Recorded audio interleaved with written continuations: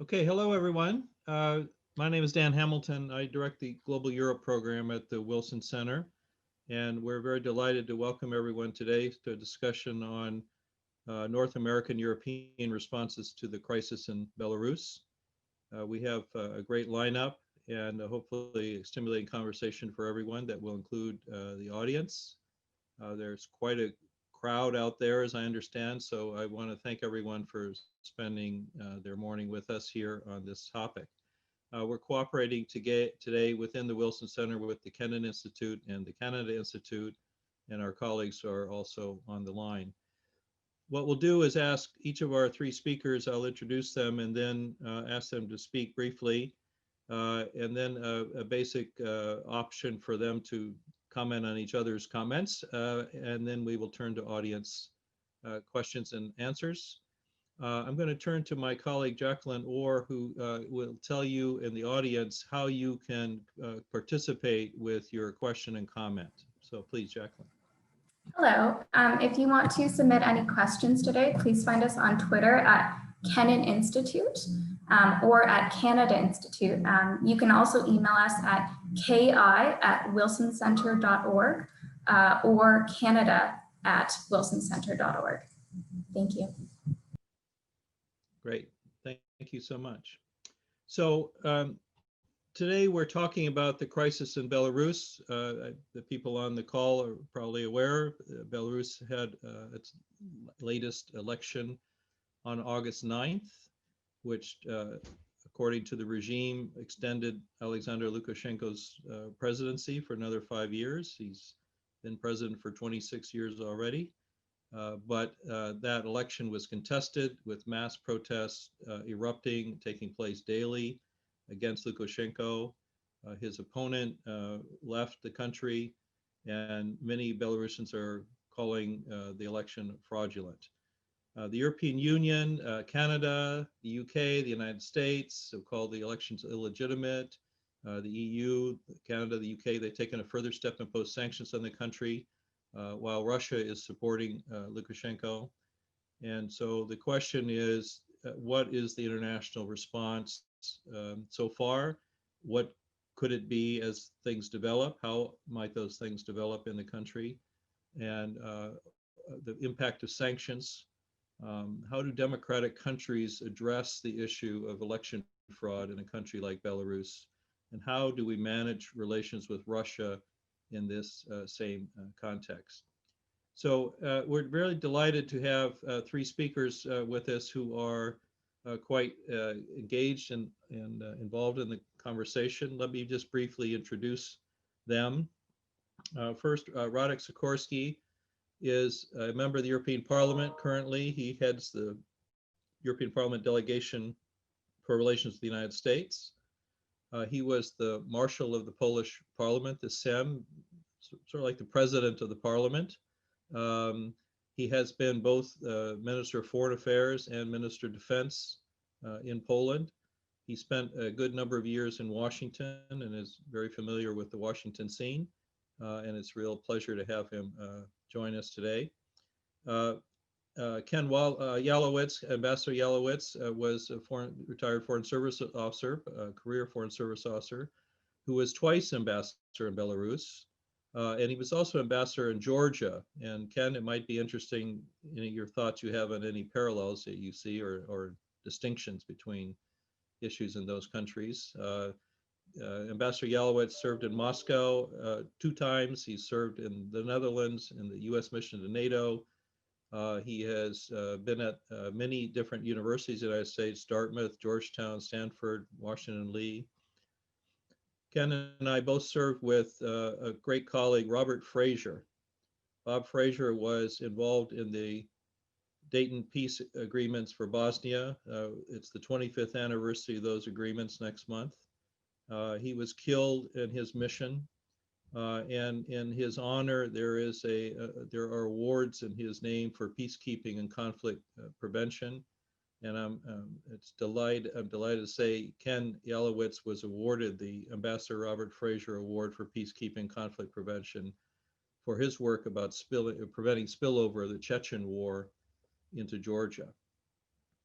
And then we have Joel Sokolsky. Dr. Sokolsky is taught at the Canadian Study Center at SAIS, where a number of us are involved at Johns Hopkins. And he is also at different other universities in Canada, Dalhousie and Duke University. He's been a visiting Canada Fulbright Scholar at Bridgewater State and served as a consultant in a number of government offices in Canada, including the Associate Assistant Deputy Minister of National Defense and the Department of Foreign Affairs and International Trade. He's been engaged in NATO Partnership for Peace issues and with academic studies, and is focused also on Belarus. So as I said, we're going to ask our speakers to give us some introductory remarks and then offer some opportunity for them to comment on each other and then turn to audience. We have, I'm just checking on Radek, who I just have a note from his assistant about some connection problem he's having. So while we try to help maybe with that, I'm going to just, not to delay us, if I could turn to Ambassador Yalowitz to lead us off, and then we will integrate Radek into the conversation as soon as he can come online. So please, Ken. Thank you very much, Dan, and thank you very much to the Wilson Center and all the institutes within that are doing this important program. And it's also a pleasure to be part of this very, very distinguished panel. I was the U.S. ambassador to Belarus from 1994 to 1997. And those were the years that, Lukashenka had just been elected when I arrived. And what I witnessed in my 3 years there was his transformation of Belarus basically into an authoritarian dictatorship, using all the methods, that were common when the Soviets basically took power in Eastern Europe, getting rid of the old parliament, restrictions on the press, getting rid of the opposition. I think most people are quite familiar with what that entailed. And as a result of that, in 1997, the US moved to a policy of what we call selective engagement with Belarus. And that meant that we tried to do as much as possible at the locales with local government, non-government organizations such as they were, and to limit, to the essentials, dealing with the government of Belarus. That really sort of laid the foundation for what the relationship, has been up until recently. In 2006, there was a fraudulent presidential election like all the preceding elections, and the United States put a number of sanctions, on Lukashenka as a result of that. We also saw at that point, I had seen when I was there already, a willingness, to use force very extensively against demonstrations, opposition demonstrations, and selective disappearances of political opponents. So, Mr. Lukashenko's use of violence, has a fairly long history. Things pretty much stayed the same till 2008.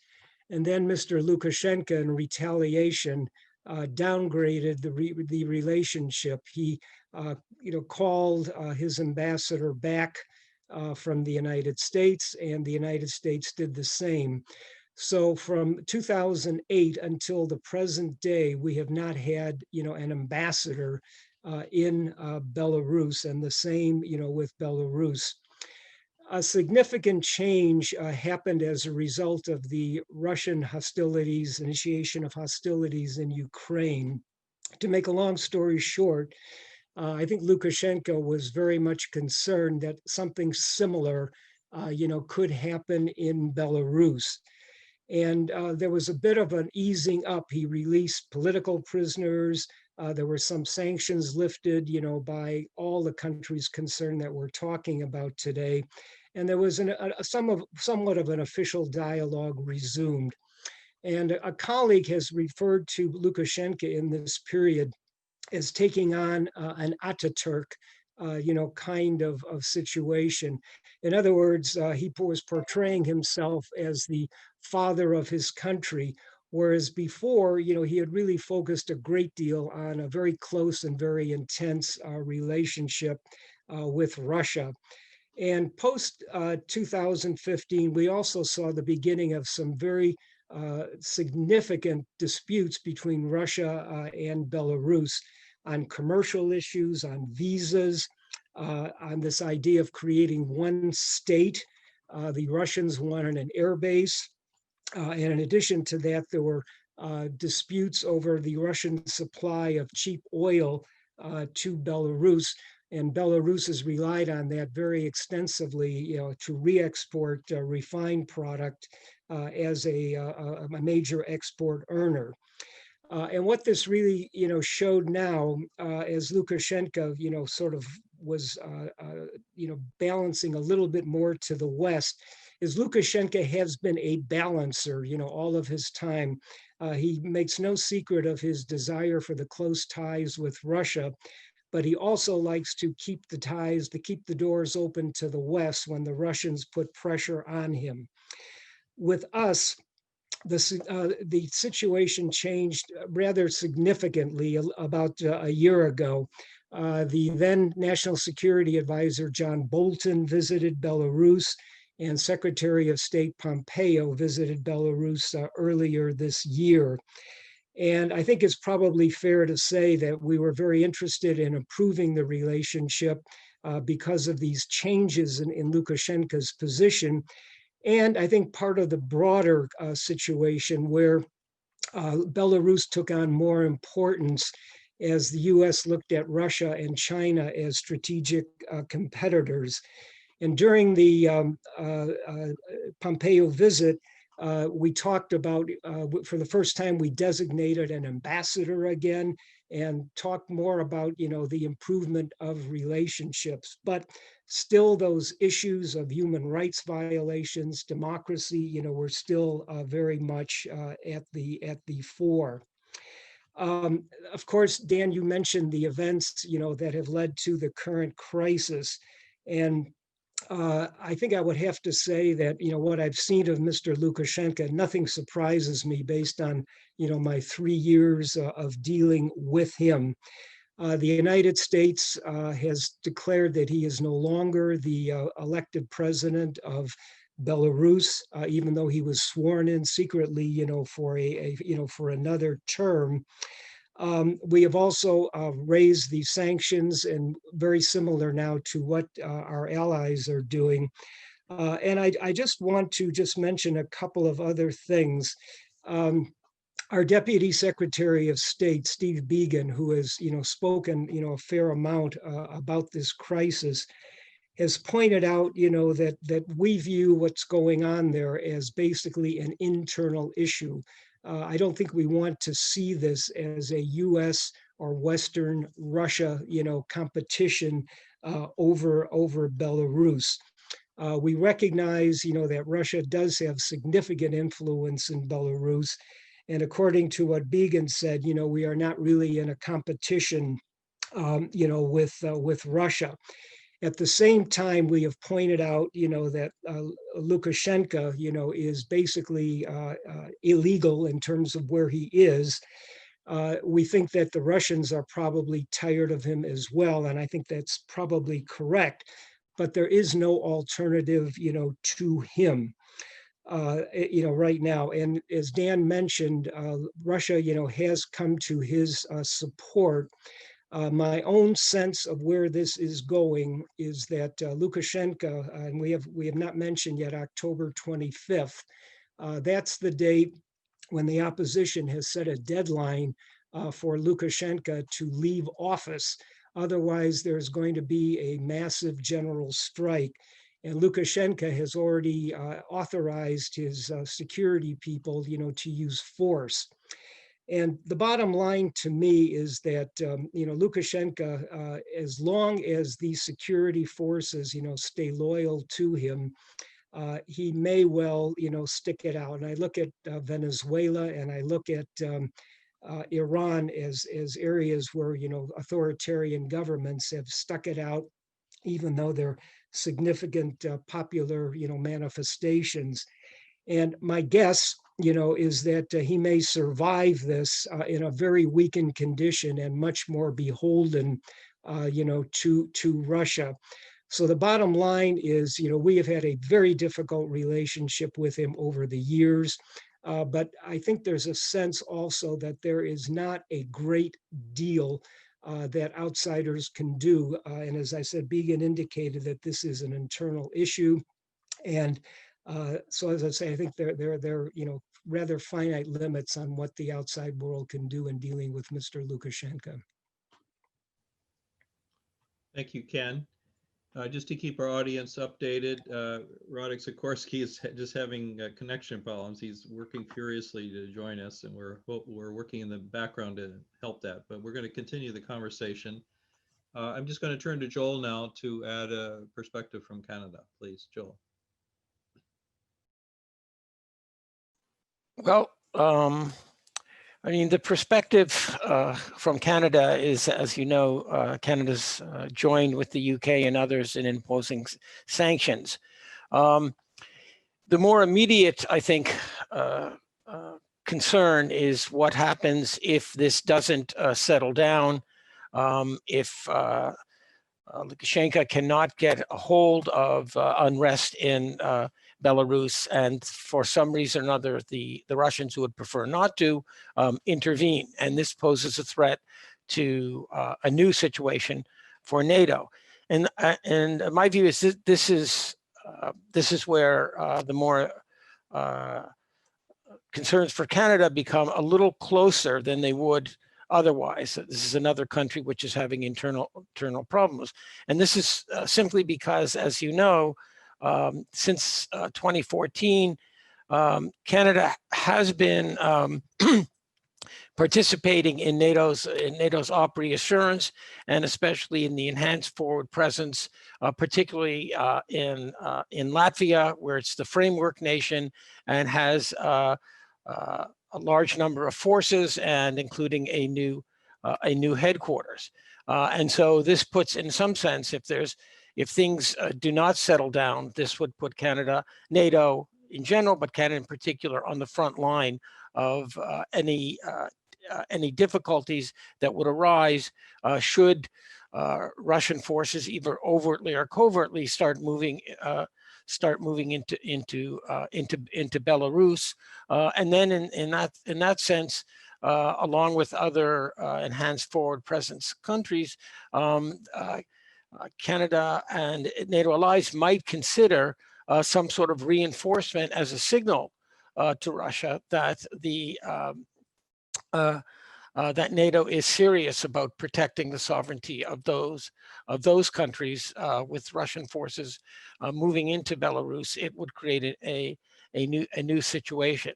So I don't think that, as things stand now, beyond the sanctions, there's not much as Canada and other allies can do.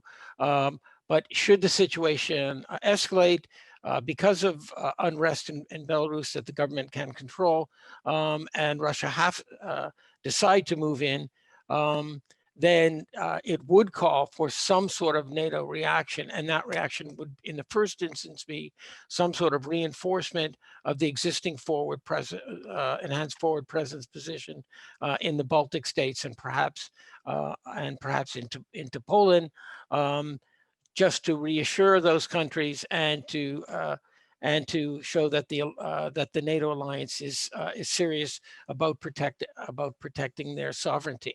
Right now, this is a major issue on the political agenda here, but it could escalate if, in fact, the government is asked to reinforce the position in the Baltics along with other NATO countries. And I think that's the main concern. Having Belarus as an authoritarian state, that's not a problem in the long run. And I agree with the ambassador that there's not much that anyone can do about it.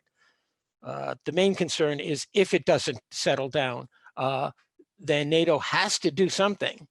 And suddenly Canada, who who's sort of making up for its laggard in defense spending by deploying troops forward, might be asked to do a little more. In any case, the government would have decisions to make about how those forces might react. Thank you. Thank you, Joel. So I'm delighted now we finally got Radek Sikorski to join us. Radek, thank you again for your patience and struggles to be with us. I'm going to turn to you, but just since you just jumped in, I think you caught the last part of the conversation. Basically, the question is really, what can the international community do?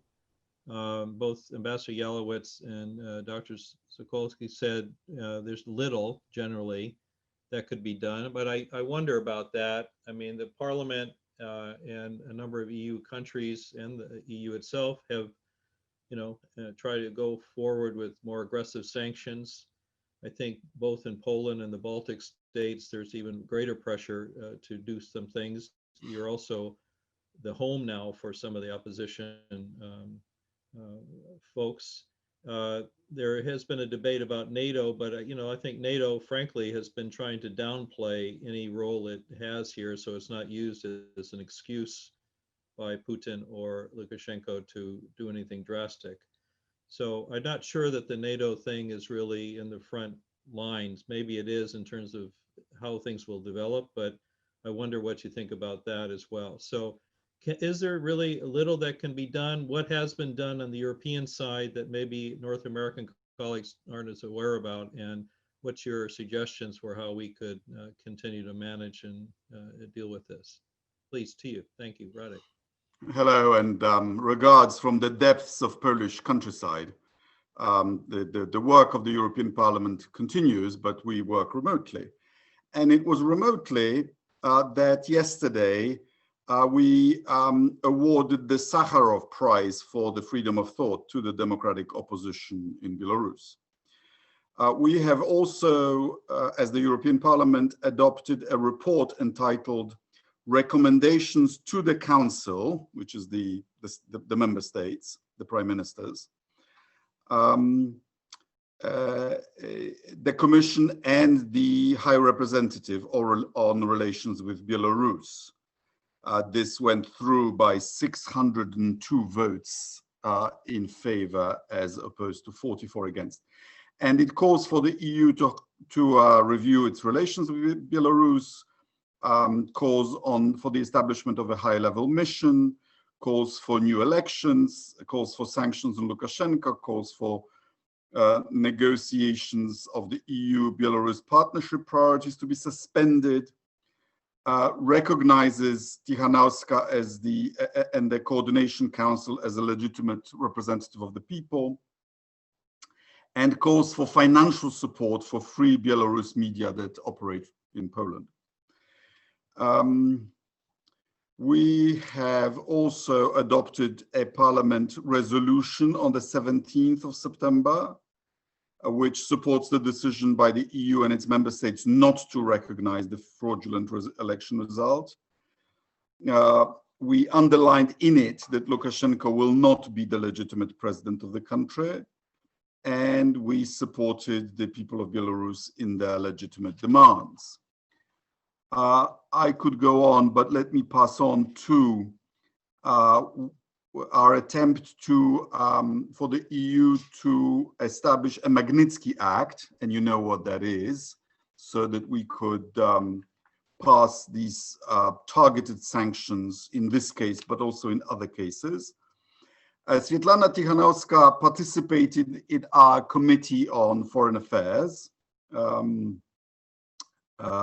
once remotely and once in person. And we've done things together with the US Congress, following a bipartisan initiative from the Congress. We signed a joint letter on Belarus, and immediately after the elections, myself and Jim Costa and others, we released a joint statement by the Transatlantic Legislators Dialogue on presidential elections in Belarus. I have also personally been active. I became a godparent of a political prisoner Sergei Tikhanovsky, the one who was supposed to be the original candidate before being imprisoned. And I've submitted those amendments to the report on Belarus that call on the help with financing Poland-based radio stations and TV. And remember that the synchronization of the rallies is also done from Poland. And I've also raised with the Commission the recent incidents, such as the American company Sandvine providing software that is used for filtering internet that has been used by Lukashenko to find his opponents among internet users in Belarus. And also the provision of EU-funded surveillance drones to Belarus. They were supposed to be help in policing the border, preventing illegal migration. But Lukashenko has misused it to control the civilian population. And we are planning an event on the Magnitsky Act in November with Petras Ostrevičius and the participation of Bill Browder to move the issue along. I agree with you that we should not play into Lukashenko's hand in portraying this as a Western and Polish plot. And I further fear that we don't have much influence, that this thing will resolve itself with the external parameters imposed by Vladimir Putin, because he will not allow Belarus to slip out of his control, because Belarus is seen by the Russians as even more vital territorially, geostrategically than Ukraine. It's their promontory to the Kaliningrad Oblast, and as they see it, as the gateway to the air corridor towards Moscow. And as you know, the militaries are integrated. So any kind of solution will have to respect, and should actually respect, Russia's red line.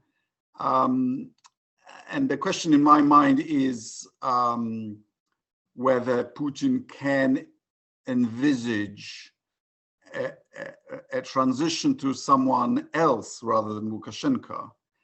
My hunch would be that a weakened and more pliable Lukashenko is actually more to his liking.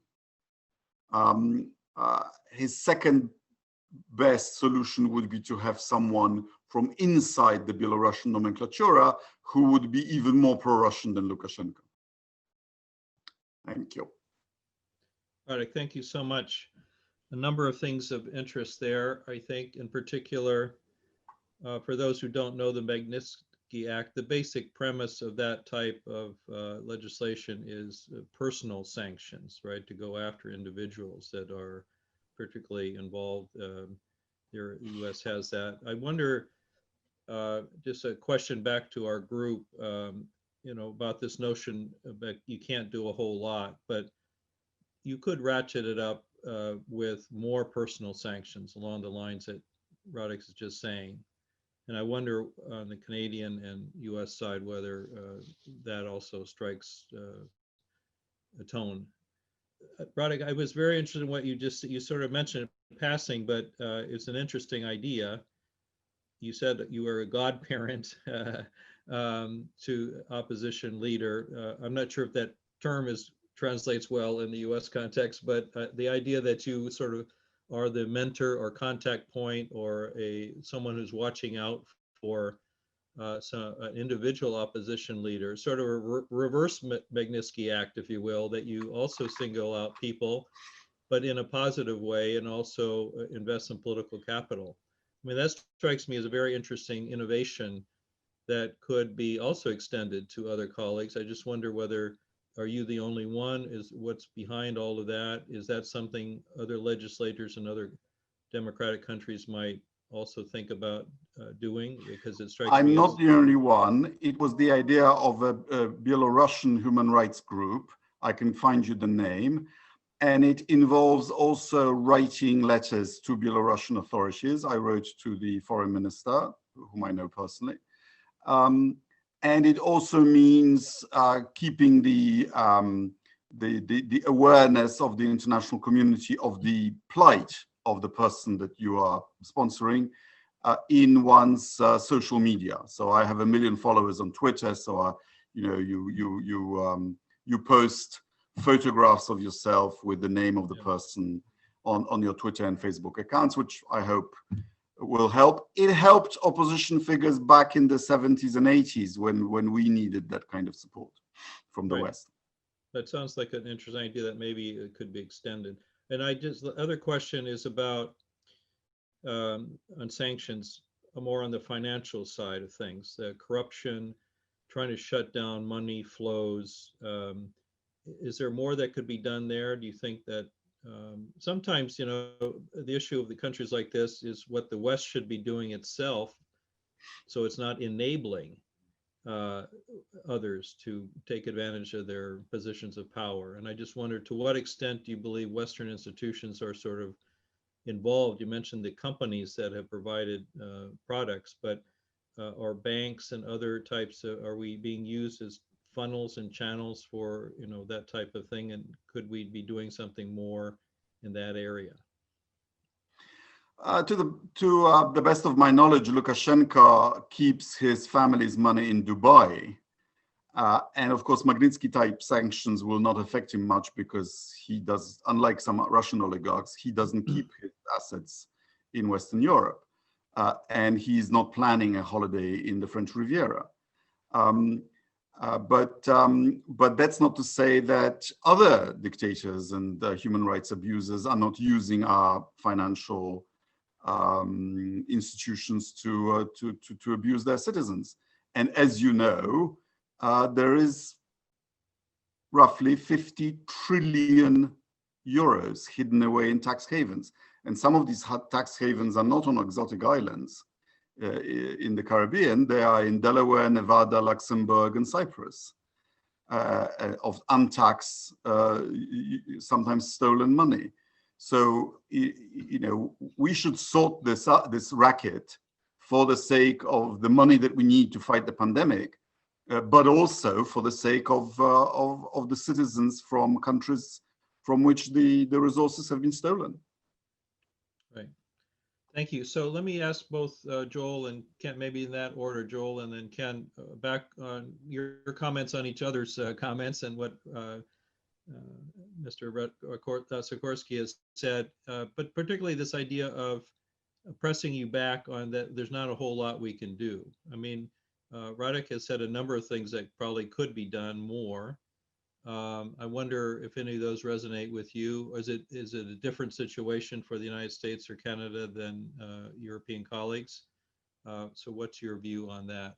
Joel, could you comment first, please? On the sanctions, the Canadian government has named specific individuals that's imposing financial sanctions on about doing business. And I think this is something that it can do, although it's not clear how much business they actually do with Canadians or Canadian entities. So I think, perhaps to rephrase it, there's a lot we can do, but is there a lot we can do that's going to change things? And you can do all sorts of things, but whether it profoundly changes the situation in Belarus, that's another question. Are things different, in North America? There may be a tendency here that even though Canada is participating, to say this is something that the Europeans should take the lead in, which they're doing. That this primarily would concern them, and it would also they therefore should take the lead. If, however, things don't work out and escalate, then I think it does become a NATO problem, and that does make the difference. But for now, I think it's primarily the Europeans who have the levers over this. But as a democracy, as a country interested in promoting democratic values, as a country that's been involved in promoting them, for example, in Ukraine and in the Baltic countries, Canada is naturally concerned whenever there's some sort of retreat or threat to democracy. So from a value standpoint, yes, you want to be engaged. From a standpoint of economic or security issues, it's not a high priority at the moment. It certainly has not caught public attention, which is preoccupied with domestic matters here. Thank you. Ken, before I turn to you, let me just remind, we're going to turn to questions after this. So remind the audience, you can send in questions on Twitter to ki@wilsoncenter.org. I guess that, and Canada@wilsoncenter.org on the email, or on Twitter. You can find them also, as Jacqueline had said. So Ken, can you round out this round, please? You're on mute, Ken. You're on mute, yeah. Okay. Okay, thank you very much.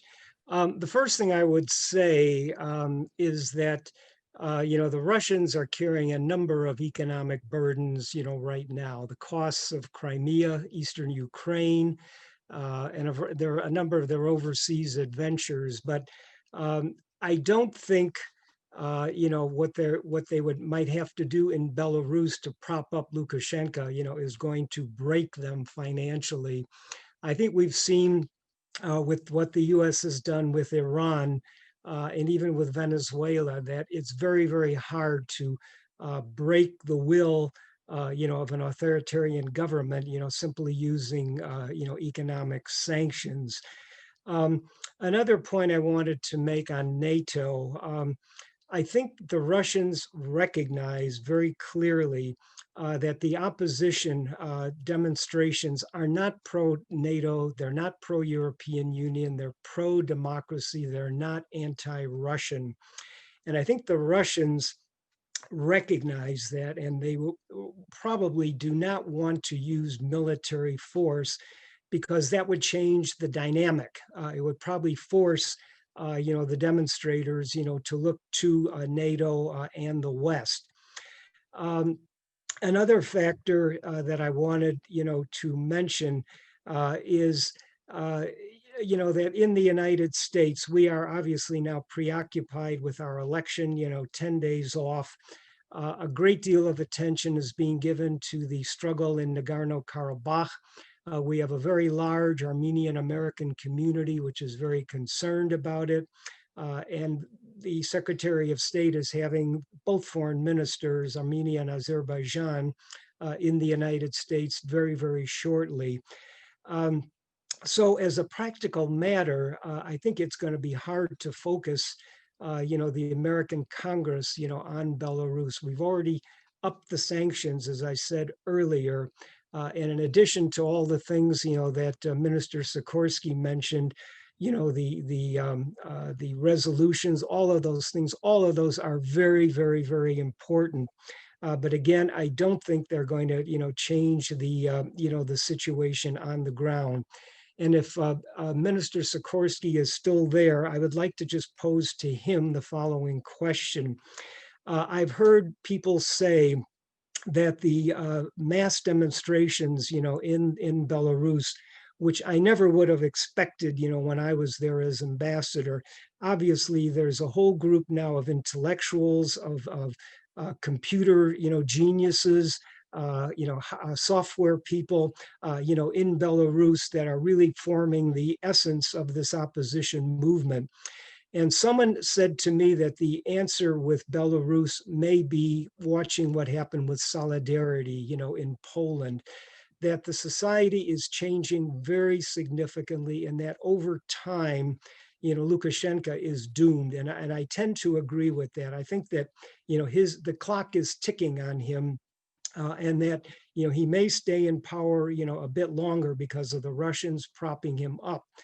But if the demonstrators in Belarus, continue what they're doing, that it may be a situation, like Solidarność. And I would really love to ask Minister Sikorsky on his view of that.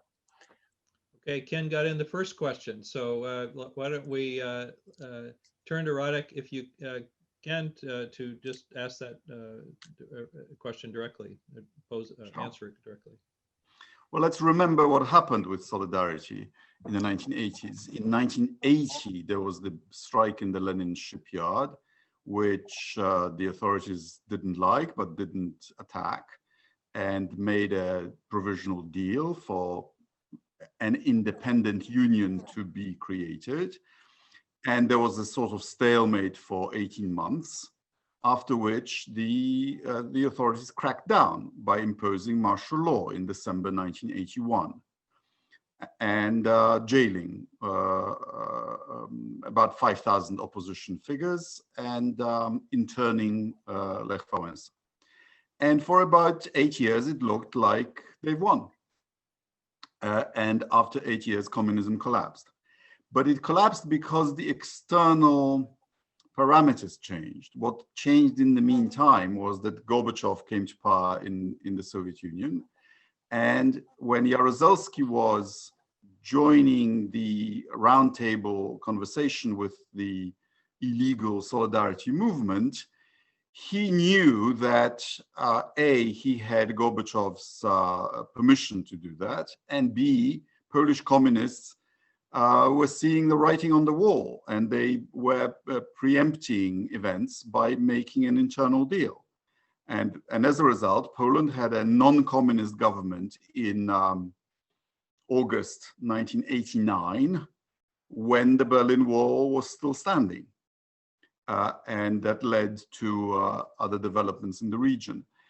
I mean, one hopes that the Belarusian opposition will be able to reclaim this stolen election sooner than that. But there are some parallels, namely, Polish society in the 1970s was politically dormant. The secret police had a list of active opposition figures, and it was a list of about 150 people. And that ended. The experience of joining a movement which at its height had 10 million members, and then that movement being suppressed, politicized the whole generation of people, which 10 years later gave us the result that it did. So yes, it's possible that that's how it'll unfold, but remember the external constraint.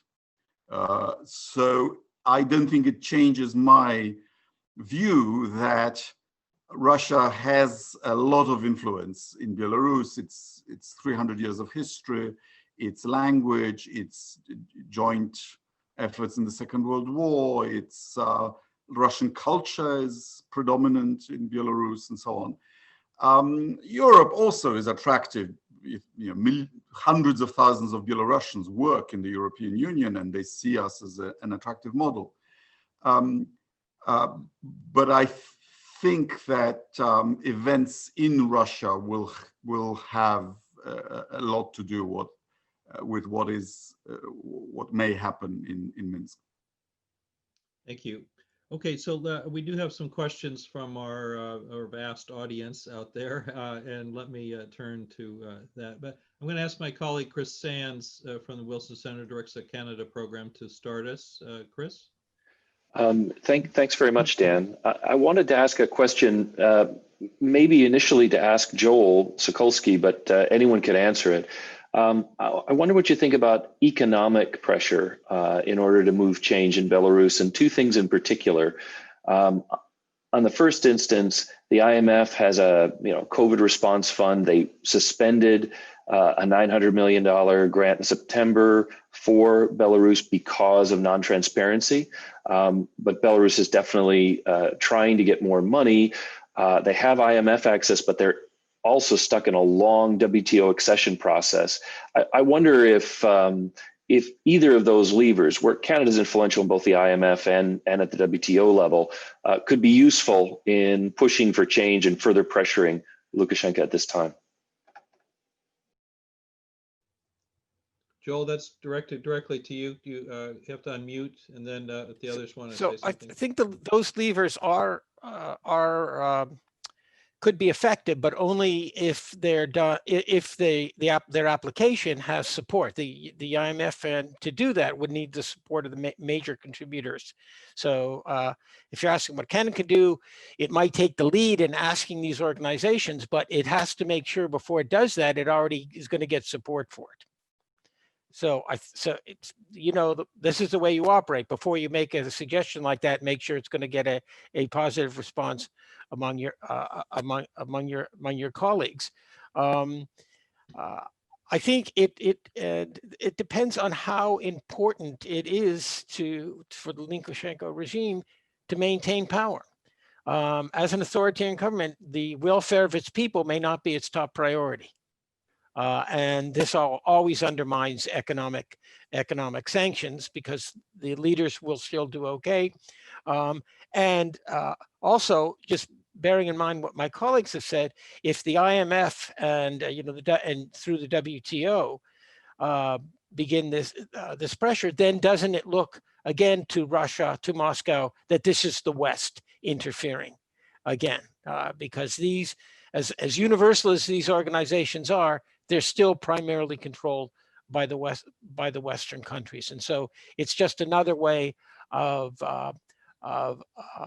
extracting concessions from a government on the part of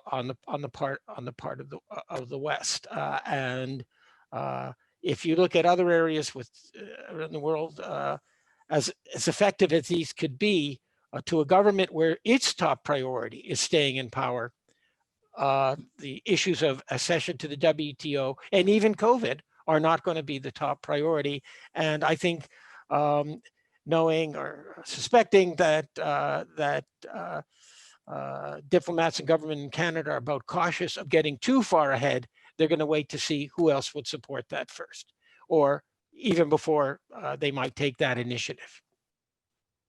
So let me turn to our other panelists, but let me weave in a couple other questions that have come up so we can address those, and feel free to address as you like.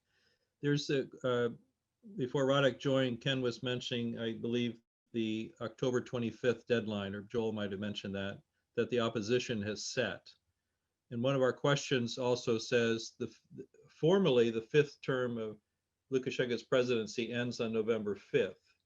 So you have both of these dates looming, and the question is, what impact might that have on the international response going forward?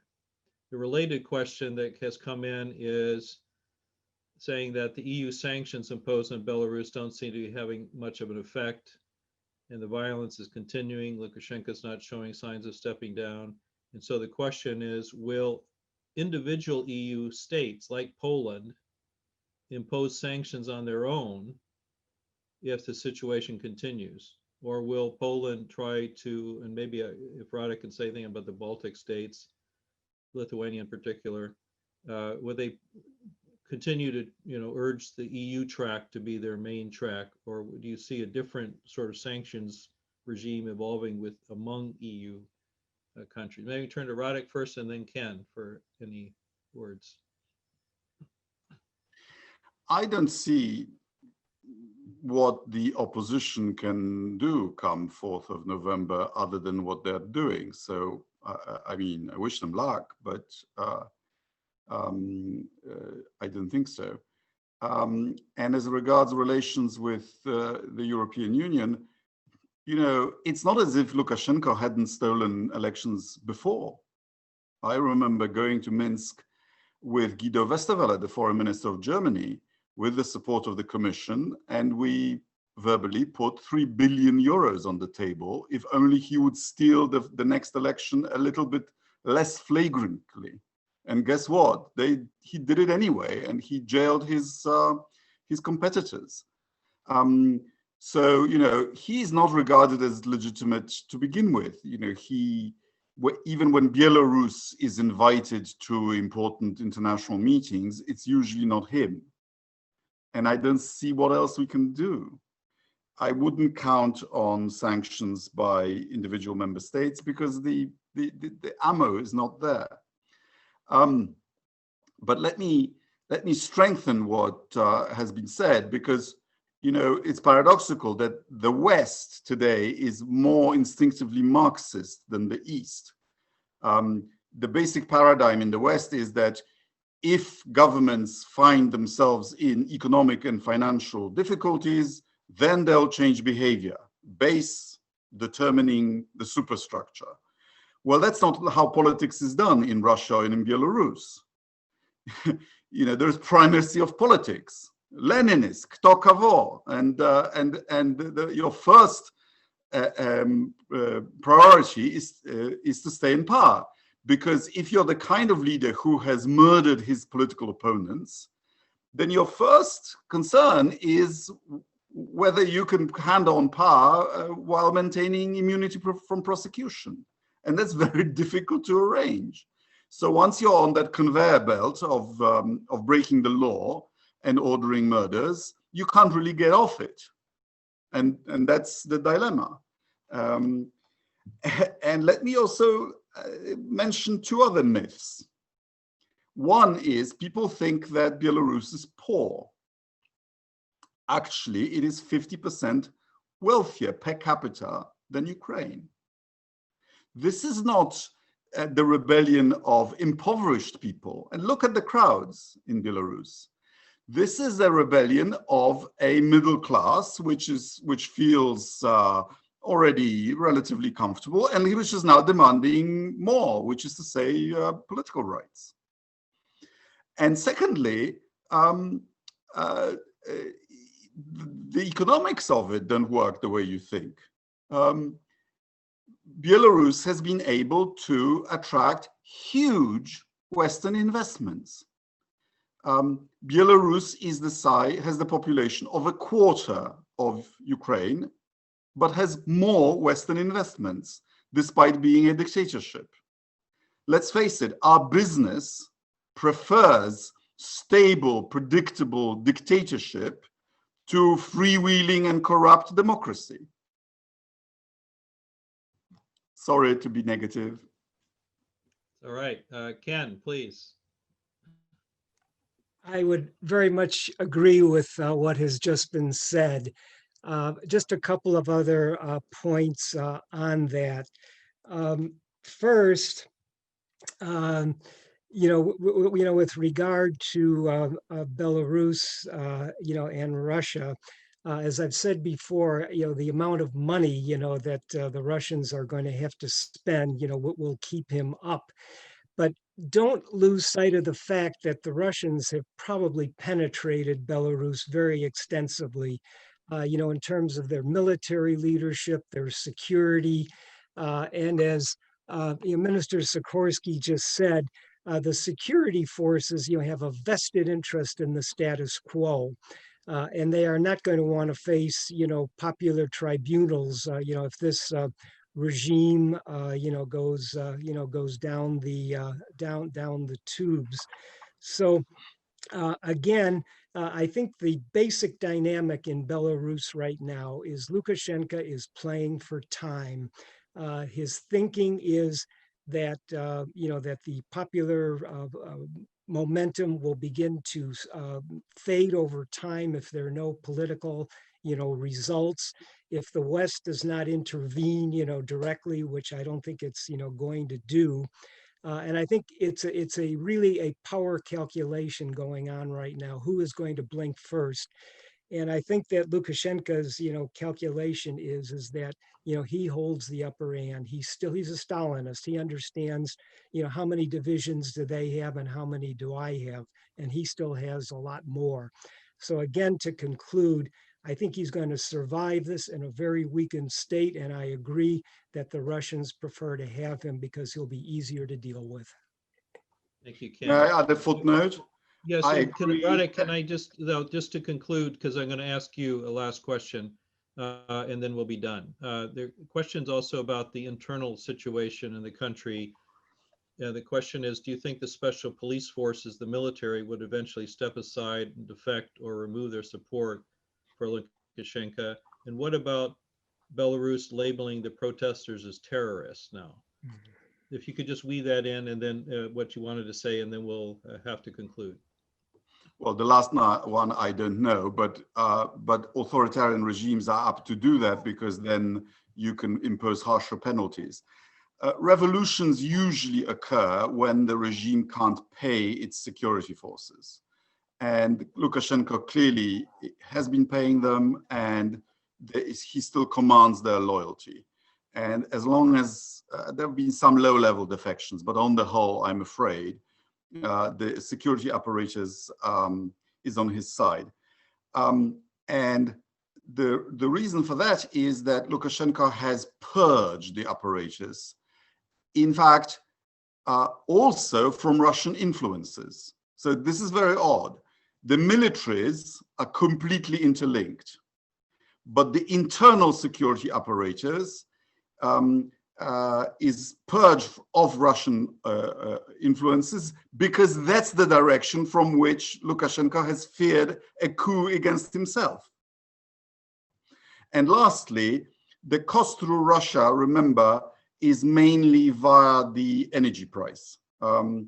Belarus uses Russian gas for most of its energy needs, and also to make fertilizer.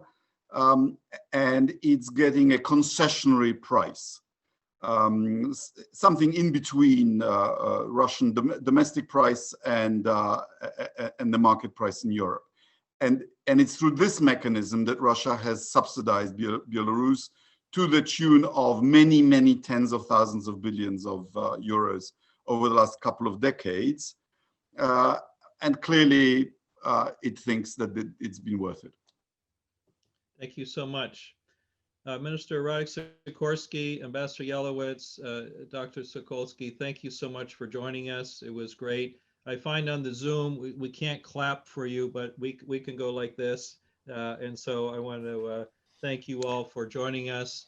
And to all of my colleagues at the Wilson Center for putting this on, thank you again. And we hope to see you again in a future event. So thank you. Take care. Pleasure. Bye-bye.